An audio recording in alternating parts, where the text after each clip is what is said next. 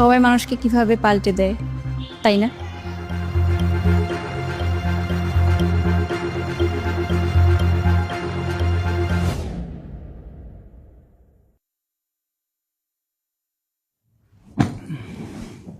Sorry Sabiya, I am late. কিসের sorry? তুমি এভাবে আর কতবার সরি বলবে? তোমার কয়টায় আসার কথা? 3টায়, তুমি এসেছো কয়টায়?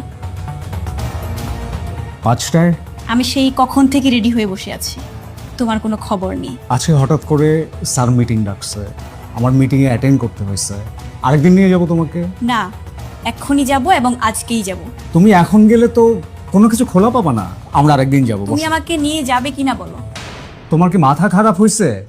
আমি টায়ার্ড, আমি কাজ করে এসেছি, তোমার বুঝতে হবে। ঠিক আছে, তুমি তোমার কাজ নিয়েই থাকো, আমি গেলাম। আরে তোমাকে বললাম তো আমি কালকে নিয়ে যাব।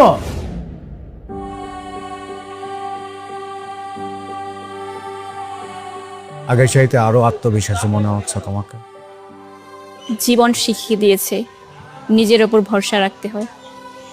তুমি কেমন আছো? ভালো, কিন্তু ভালো কথাটা আমরা শুধু মুখেই বলি, যা নিজেকে সান্ত্বনা দিতেই মানুষ বলে।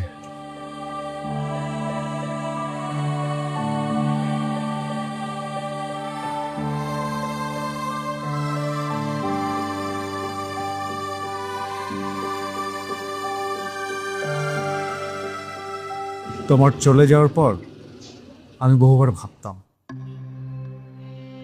কোথায় ভুল ছিল আমার।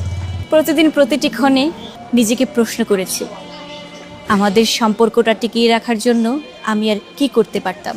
আমাদের ইগো, পেশা নিয়ে ব্যস্ততা, একে অপরের প্রতি অভিযোগ, সবকিছু কেমন খেয়ে ফেলেছিল আমাদের ভালোবাসাটাকে। ভালোবাসাটা ছিল, আমরা কখনো সত্যি করে একে অপরের কথা শুনিনি। আজ আসি তাহলে। ভালো থেকো সাবিয়া।